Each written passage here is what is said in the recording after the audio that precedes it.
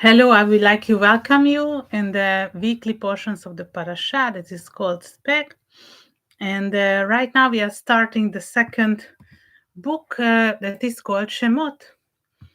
And it is written, ואלו שמות בני ישראל הבאים מצרימה את יעקב איש וביתו באו.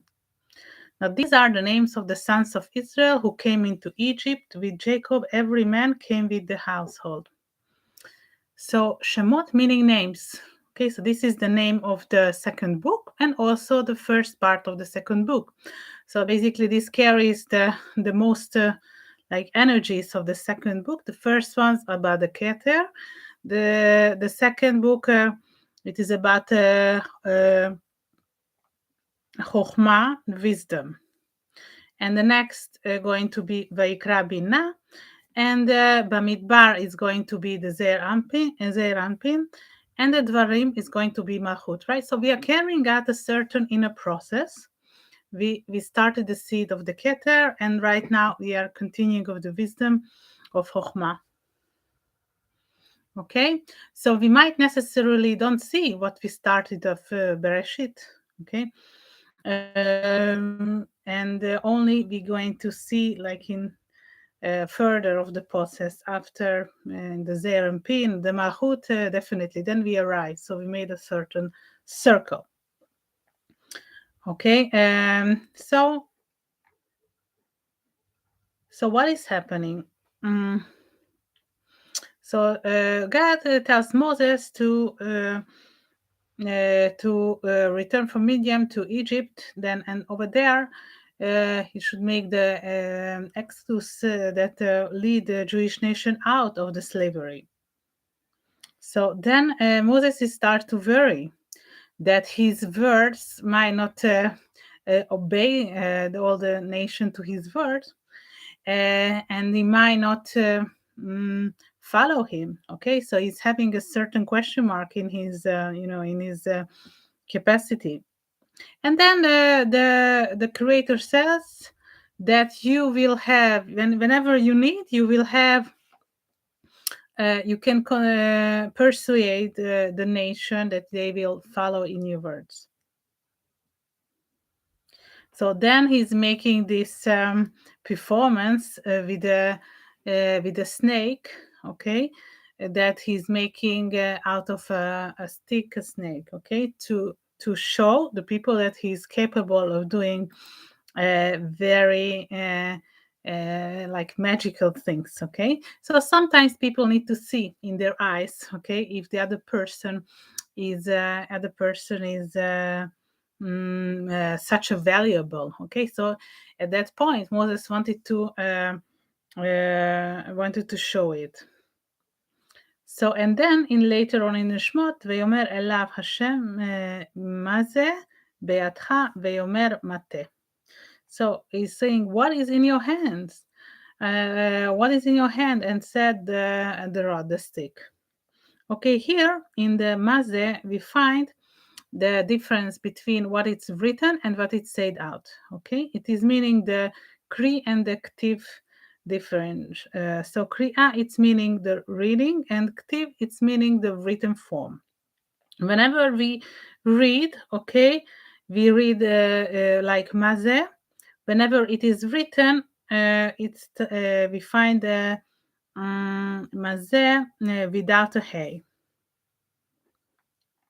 So according to what Rashi says, it is an affirmative. So saying what is in your hands. It's not a question. What is in your hands in a question mark.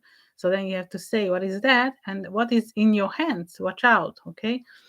Why the Creator doesn't know what Moses is holding, right? Then the Rashi says the following. Whenever a person holds a stone in his hands, this is what he's telling to his neighbor, and the other was asking him, is it a stone? And then the other person, the neighbor, would answer yes. So watch out. So out of this stone, I'm going to create a tree. Okay, so this is an example of what Rashi says. And it's interesting that he's showing us through an example, right? So he's not telling us what is going to be, but through an example makes it more clear. And making out of a stone a tree, okay? Like as we have in portion from a stick, we making a snake, okay? This what we're going to explain. So what Moses saying to the Creator, so already the Jews are in Egypt for a long time, 210 years. So they already get used to it. How can I persuade them that they have to leave? So everything what they remember, like the last 200 years, it is related to Egypt. Okay, all the habits, all the mindset. So, and they might not consider that they could live freely. Okay, sometimes it's very hard to explain to people when they are in a detached to a certain negativity that they can live without that, right? Also, when we get used to the bad things, right? They could be have a life without the bad thing. For instance, Hasra Khalila, like an illness. So if we get used to our illness, that certain things that are disturbing to our body, and if we overcome it, right, we just have like a missing thing. And because even like it's very interesting how people get used to their negative habits as well. Okay, and because whenever you get used to it, it's like mentally we are detached to this negativity. Okay, and what also the God telling that point, Moses, it is not enough, to say this witchcraft with a stick. Okay, can to do some performance. Okay, it's not going to change the mindset of the Jews. Okay, we need a certain process. Okay, how many, like 40 years they need to practice this new mindset. So it's not going to happen in once. Okay, don't think that it's going to come out like of one performance, that one act that you make. So whenever you want to change the mindset of the people, okay, when we are thinking of mise, that you have to we are showing in our hands that we are making these changes, and we have to think out of this expression of mise. Okay. So when we are taking out of numerology, like mise mem, it is 40. That is the years that the Jews are wandering in the desert. So that's we're going to undergo a certain process to change the mindset. Ze, it's Zayin Hey, it's 7 plus 5, it's 12. This is the number of the Shvatim, of the tribes. Okay, because at that time we are talking about a tribal system. Still, it is continued, and we have to teach all the tribes. And later on, we find it in the book, in the second book, ויפח וירד משה מן ההר ושני לוחות וידעת בידו, לוחות כתובים משני חברות, מזה ומזה הם כתובים.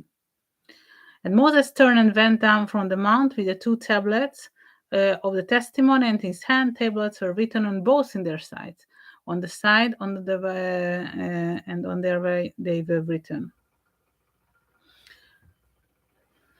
So basically, what we have, okay, whenever we have to create like to change the mindset, we have to create a new strategy, right?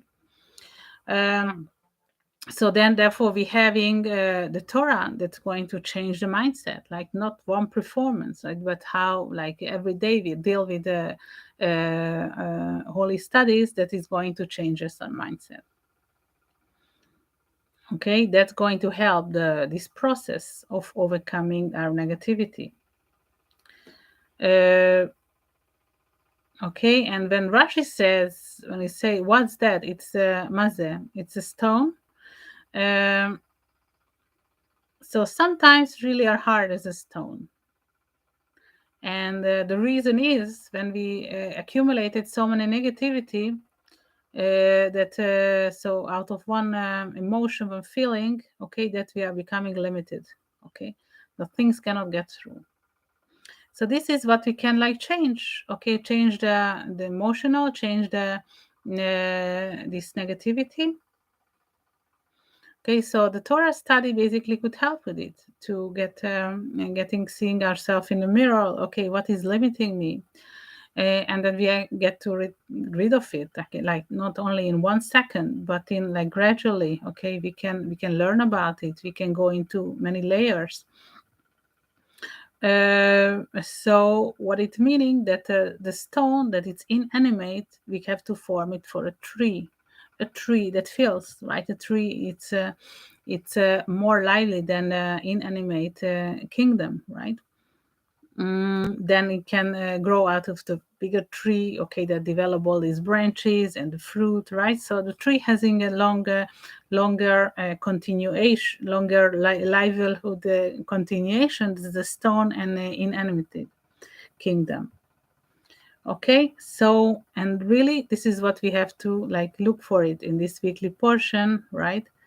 To get rid of these limitations, and to look within to see what is not helping us on our way to continue to be more free, right? Okay, because this is what's going to happen in later in the portion, the Exodus leave out, okay, of the old values what we have. Thank you. This was for today, and see you next week.